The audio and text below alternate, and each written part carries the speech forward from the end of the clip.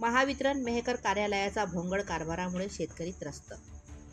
प्रतिनिधी भागवत जाधव, महाराष्ट्र न्यूज 24 लाईव्हमध्ये मी भाग्यश्री आपले स्वागत करते। महावितरण मेहकर कार्यालयाचा भोंगळ कारभारामुळे शेतकरी त्रस्त होऊन आंध्रुड येथील सर्जेराव देशमुख हे शेतकरी महावितरणच्या गलथान कारभारामुळे त्रस्त आहेत। त्यामुळे महावितरण कर्मचाऱ्यांच्या हेकेखोर व पैसेखाऊ धोरणामुळे त्यांच्या पिकाचे अतोनात नुकसान होत आहे।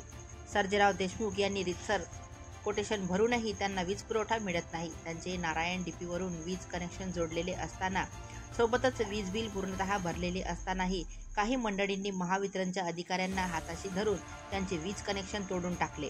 त्यामुळे त्यांच्या विहिरीला भरपूर पाणी असतानाही ते आपल्या पिकाला पाणी देऊ शकत नाही। यामुळे त्यांचे लाखो रुपयांचे नुकसान होत आहे। या संदर्भात महावितरणचे उपविभागीय कार्यकारी अभियंता कळसकर साहेब हे सुद्धा उडवाउडवीचे उत्तरे देताना दिसते। त्यामुळे शेतकऱ्यांना वाली आहेत का नाही हा प्रश्न समोर येत आहे। सर्जेराव देशमुख सारख्या शेतकऱ्यांना आपल्या पिकाला पाणी देण्यासाठी वीज पुरवठा पूर्ववत होईल का, याकडे महावितरणचे वरिष्ठ अधिकारी लक्ष देतील का, त्यांना न्याय मिळेल का हा प्रश्न या प्रसंगी निर्माण होत आहे। महाराष्ट्र न्यूज 24 लाईव्ह प्रतिनिधी भागवत जाधव तसेच भानुदास पवार जिल्हा प्रतिनिधी यांच्यासह मी भाग्यश्री आपली रजा घेते। भेटूया पुढील बातमीपत्रात। नमस्कार। तुम्ही एकटे त्या ठिकाणी तार चोरी गेल्या, त्या ठिकाणी कनेक्शन काटले, तरी त्या लोकांवर तुम्ही FIR दाखल करत नाही। 10 ते 12 दिवस झाले, फक्त एक लेटर डोंगगाव ऑफिसला पाठवतात। त्या डोंगगाव ऑफिसकडून काय कारवाई केली त्याचाही अहवाल तुम्ही मागत नाही। याच्या पाठीमागचं खरं कारण काय? नाही, आता हे लेट झालंय, आम्ही करू कारवाई त्याच्यावर। आता आपल्यासोबत ज्यांचा कनेक्शनची वाद आहे ते कनेक्शनचे वाद असलेले या ठिकाणी सर्जेराव देशमुख आहेत। आपण त्यांची या ठिकाणी भूमिका साहेबांच्या समक्ष या ठिकाणी जाणून घेऊ। साहेब, तुमच्या डीपीवरचं जे कनेक्शन होतं नारायण डीपीवरचं, तुमच्या सांगण्यानुसार आणि तुमच्या अर्जानुसार आता हे किती दिवसापासून तुमचं कनेक्शन त्या ठिकाणी लोकांनी तोडलेलं आहे? मी 2024मध्ये रिसर कोटेशन भरलं आणि त्याच्यानंतर माझं 11 महिने लाईन क्लिअर चालली। दसरा झाल्यानंतर 11व्या महिन्यात माझ्याकडे ते पैशाची मागणी केली तिथल्या लोकांनी। मी ती पैशाची मागणी नाही म्हटली, 20,000 रुपये देऊ शकत नाही, कारण मी इलेक्ट्रिक डिपार्टमेंटकडून लाईन घेतली। त्यांनी रातोरात जॅम्पर तोडले, की इथपर्यंतच नाही थांबले। मग मी यांना लेखी रिपोर्ट दिला। लाईनमन आला सलीम साहेब, त्यांनी जोडायला गेलं तर त्यांच्यावर सुद्धा धावले, मारहाण करायच्या जोरात होते। त्याचाच तसा लेखी रिपोर्ट यांच्याजवळ दिला, नाव वारी दिला आहे, तरी यांनी आज 19/12/2024 पासून ते साधे कारवाई केली नाही। ती इथपर्यंतच थांबले नाही। याच्या अगोदर कंडक्टरसुद्धा ऐकला तरी कारवाई केली नाही। आणि आता 10 ते 12 दिवस झाले तार तोडून शेतात आणून ठेवून दिले। म्हणजे ही हुकुमशाही पद्धत आहे, कारण यांचं लक्ष नाही। म्हणायला गेलं तर दररोज चक्रमा। काल खुद आमदार साहेबांना सुद्धा मला भरपूर सहकार्य केलं। काल डीपी नाही आहे त्याच्यात, ते अतुल डीपी नाही आहे।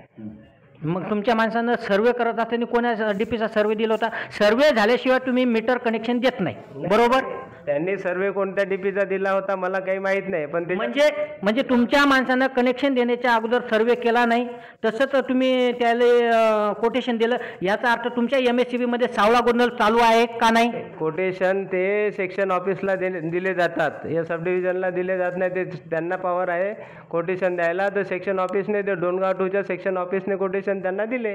हो, डोनगाव सेक्शनचे डोनगाव कार्यालय, हे डोनगाव कार्यालय तुमच्या आधी नाही ना?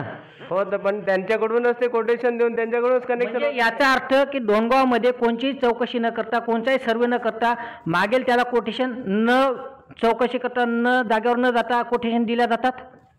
आता ते लाईनमन कोटेशन द्यायच्या आधी लाईनमन सर्वे करतात ना त्याचा। मग याचा अर्थ तुमच्या लाईनमननं न चौकशी करता जर कधी याला कोटेशन दिलं असेल तर तुम्ही त्या लाईन बरोबर कारवाई करणार? मग जर चौकशी केली नसेल त्याने, जर पाहिलं नसेल कोणत्या डीपीवर आहे, तर मग कारवाई करता येईल। ठीक आहे। आता या माणसाची जी तुम्ही सांगता की आम्ही यांना लवकरात लवकर कनेक्शन देऊ, परंतु बाजूच्या डीपीवरून आम्ही काल पाहून आलो, त्या डीपीवर भरपूर कनेक्शन येतं, 30 ते 35 जवळपास। आणि या बाजूच्या नारायण डीपीवर जवळपास 5-6 ते 7 कनेक्शन येतं। मग या डीपीवर तुम्हाला देण्यासाठी काय अडचण व्हायला लागली? ह्या डीपीवरून अडचण याची अशी आहे की ते लोक तिथले रोष करतात। मग रोष करू द्या ना, तुम्ही त्याचं ते पाहत बसतील।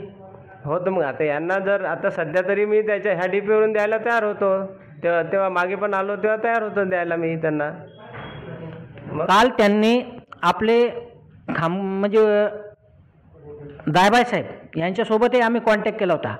जायबाई साहेब म्हणत मी त्यांना सूचना देतो. त्यांनी सुद्धा नारायण डीपीचाच उल्लेख केलेला आहे की नारायण डीपीवरूनच आम्ही 100% प्रयत्न करू की त्यांना त्या ठिकाणी कनेक्शन जोडून देण्यासाठी आम्ही सर्वतोय प्रयत्न त्या ठिकाणी 100% करू. परंतु अडचण आता फक्त वैयक्तिक तुमची या लागली की तुम्ही या ठिकाणी मागं पुढं करत आहात. याचा अर्थ तुम्ही समोरच्या माणसाकडून, समोरच्या 5 ते 7 लोकांकडून काय देवाणघेवाण केली असेल म्हणून तुम्ही यांना त्या डीपीवरून कनेक्शन होत नाही अशी गावात आणि परिसरात चर्चा आहे. यावर तुमची काय प्रतिक्रिया आहे? ते खोटी आहे, खोटी आहे ते. मग खोटी आहे तर मग तुम्ही या कोणता नियम? मग याच्यात तुमच्या कामाचा हलगर्जीपणा आहे हे स्पष्ट दिसते. बांधवांनो, या ठिकाणी सरकार हे शेतकऱ्यांसाठी या ठिकाणी केंद्र शासन असेल किंवा राज्य शासन असेल हे करोडो रुपये या ठिकाणी खर्च करते. सोबतच वीज मंडळावर सुद्धा शेतकऱ्यांना लाईन देण्यासाठी त्यांना जे काही मदत आवश्यक असेल गव्हर्नमेंटच्या या MSEBच्या कर्मचारी लोकांना तीही मदत या ठिकाणी त्यांना साहित्य असेल त्या साहित्याच्या माध्यमातून आणि इतरही माध्यमातून म्हणजे कर्मचाऱ्यांच्या माध्यमातून मॅनपॉवरच्या माध्यमातून या ठिकाणी मदत करत असते. परंतु आपण पाहू शकता की एक शेतकरी या ठिकाणी आपल्या शेताच्या पिकाच्या पाण्यासाठी या ठिकाणी जवळपास 1 ते 1.5 महिन्यापासून या ठिकाणी लढा देत आहे, झगडत आहे. परंतु त्यांच्या या लढ्याला, या झगड्याला, या संघर्षाला या ठिकाणी न्याय भेटत नाही. हेच या ठिकाणी या शेतकऱ्यांसाठी दुर्दैव आहे. या ठिकाणी आपण आमचं महाराष्ट्र न्यूज 24 लाईव्ह नेहमी महाराष्ट्रातलं नंबर 1 क्रमांक हे चॅनल पाहण्यासाठी विसरू नका. मी भागवत जाधव सोबतच या ठिकाणी जिल्हा प्रतिनिधी पवार साहेब यांच्यासोबत रजा घेतो. धन्यवाद, नमस्कार.